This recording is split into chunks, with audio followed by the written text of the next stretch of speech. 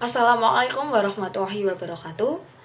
Perkenalkan, kami dari kelompok 4 yang akan mempresentasikan hasil diskusi kami, yaitu tentang teori Piaget and Neo-Piaget. Kelompok kami terdiri dari 4 orang. Yang pertama ada Noha Alfiana, kedua ada Syifa Amartia, ketiga ada Nabila Zekiatul, keempat ada Celia Sulcania. Baik, sebelum kita mendalami terlebih lanjut tentang teori ini, alangkah baiknya kita lebih mengenal siapa sih Jean Piaget ini. Nah, jadi Piaget ini dilahirkan di salah satu wilayah di Swiss yang berbahasa Prancis. Ayahnya bernama Arthur Piaget. Ayahnya ini merupakan seorang profesor dalam sastra kurang lebih di abad pertengahan pada salah satu universitas. Nah, Piaget ini tuh merupakan anak yang cerdas dan juga anak yang terlalu cepat atau perkembangannya terlalu dini begitu, yang mengembangkan minatnya dalam bidang biologi. Nah, namun pada suatu ketika Piaget itu pindah dari Swiss ke Grange-aux-Pels, Prancis, dan di sana ia mengajar di sekolah untuk anak-anak laki-laki yang dikelola oleh Alfred Binet, pengembangan tes inteligensia Binet. Nah, ketika ia menandai beberapa contoh dari tes-tes inteligensia tadi, Piaget memperhatikan bahwa anak-anak kecil itu terus-menerus memberikan jawaban yang salah untuk pertanyaan-pertanyaan tertentu. Piaget tidak terlalu memperhatikan pada jawaban-jawaban yang keliru itu, melainkan pada kenyataan bahwa anak-anak yang kecil itu terus-menerus membuat kesalahan dalam pola yang sama yang tidak dilakukan oleh anak-anak yang lebih besar dan orang dewasa. Nah, maka dari itu, hal ini menyebabkan Piaget mengajukan teori bahwa pemikiran ataupun proses kognitif anak-anak yang lebih kecil dasarnya berbeda dengan orang-orang dewasa. Nah, pada tahun 1923, kemudian ia menikah dengan Valentin, salah seorang mahasiswa. Pasangan ini kemudian memiliki orang anak yang dipelajari oleh Piaget sejak masa bayinya. Nah, singkat cerita, pada awal mulanya ia meneliti anaknya sendiri yang lahir pada kurang lebih tahun 1920-an, dan hasil pengembangan tersebut kemudian dipublikasikan dalam The Origins of Intelligence in Children and the Construction pada bab yang membahas tentang sensori motor. Nah, dalam hidup Piaget hingga akhirnya ia telah menulis kurang lebih dari 60 buku dan ratusan artikel. Ini cukup suatu prestasi yang membanggakan. Kemudian Jean Piaget meninggal dunia di Jenewa pada tanggal 16 September 1980, dan ia merupakan salah satu tokoh psikologi penting pada abad ke-20-an.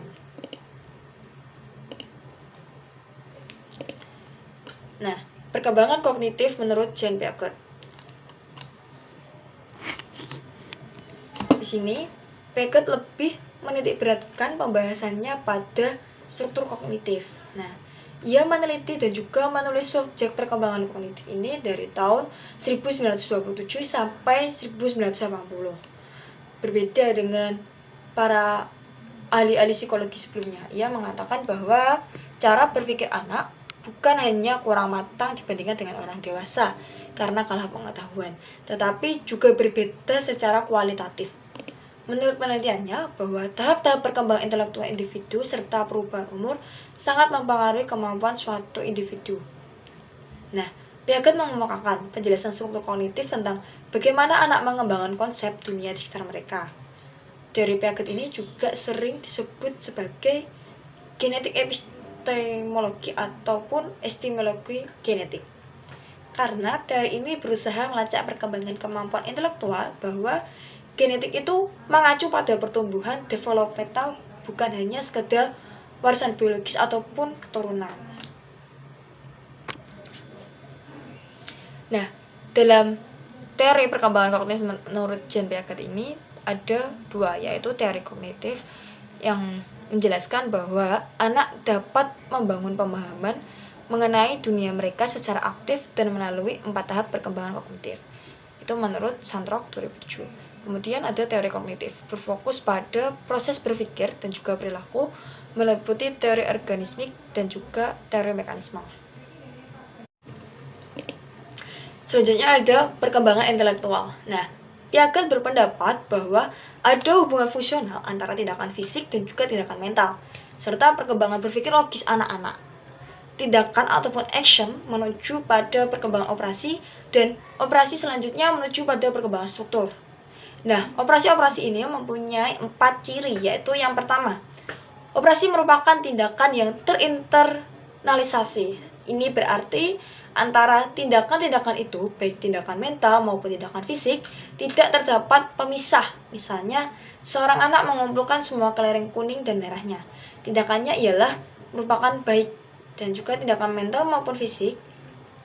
Secara fisik, ia memindahkan kelereng-kelereng itu, tetapi tindakannya itu dibimbing oleh hubungan sama dan juga berbeda yang diciptakan dalam pikirannya. Yang kedua, operasi-operasi itu reversible. Misalnya, menambah dan mengurangi merupakan operasi yang sama yang dilakukan dengan arah yang berlawanan. Ketiga, tidak ada operasi yang berdiri sendiri. Nah, sini artinya suatu operasi selalu berhubungan dengan struktur ataupun sekumpulan operasi yang lain. Operasi itu adalah tindakan-tindakan mental yang terinternalisasi, yang reversible, tetap, dan terintegrasi dengan struktur-struktur dan operasi-operasi lainnya. Yang keempat, struktur juga disebut sebagai skemata yang merupakan organisasi mental yang tinggi, suatu tingkat lebih tinggi dari individu waktu ia berinteraksi dengan lingkungannya. Tahap perkembangan anak. Ada 5 tahap perkembangan anak, yaitu 1. Tahap sensori motor, 2. Tahap praoperasional, 3. Tahap operasional konkret, 4. Tahap operasional formal, dan 5. Tahap pembangunan. Yang pertama yaitu tahap sensori motor. Piaget berpendapat bahwa tahapan ini menandai perkembangan kemampuan dan pemahaman spasial dalam 6 subtahapan. 6 subtahapan ini yaitu 1. Subtahapan skema refleks, 2. Subtahapan fase reaksi sirkular primer, 3. Subtahapan fase reaksi sirkular sekunder, keempat. Subtahapan koordinasi reaksi sirkular sekunder, yang kelima. Subtahapan fase reaksi sirkular tersier, yang keenam. Subtahap awalan representasi simbiotik. Yang kedua yaitu tahapan praoperasional. Ciri dari tahapan ini yaitu operasi mental yang jarang dan secara logis tidak memadai.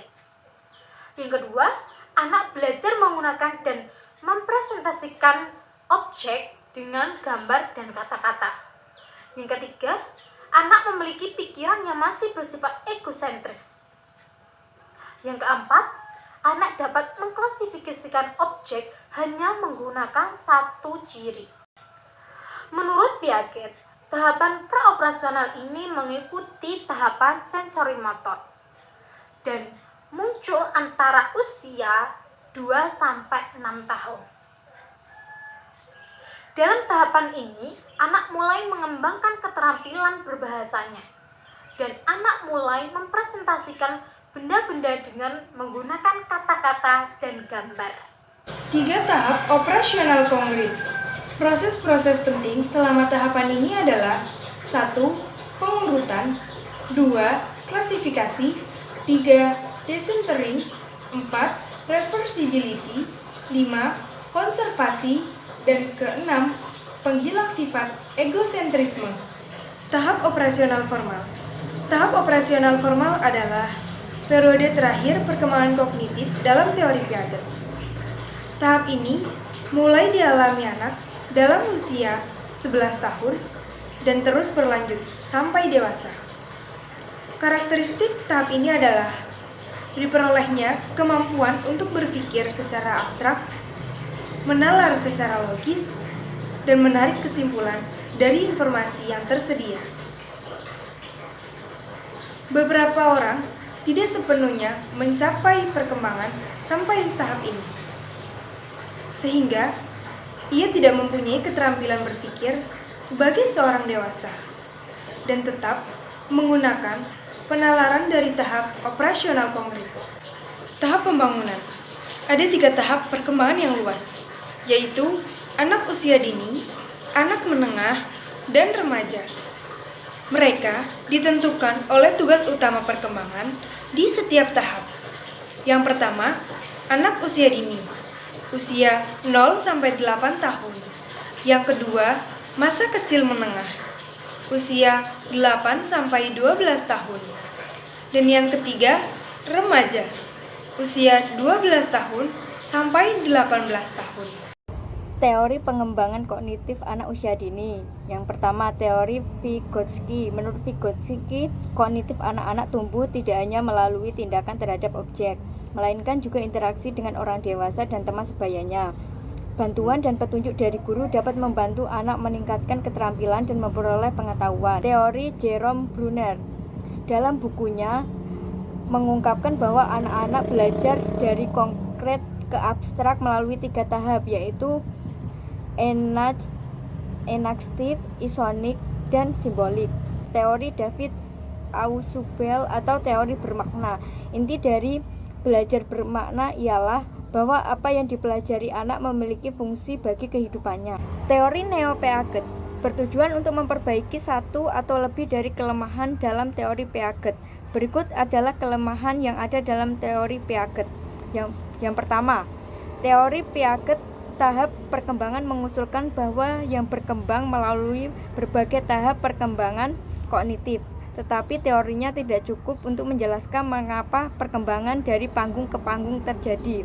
Yang kedua, teori Piaget tidak cukup menjelaskan perbedaan individu dalam perkembangan kognitif, artinya teori tidak memperhitungkan fakta bahwa beberapa individu bergerak dari panggung ke panggung lebih cepat daripada orang lain.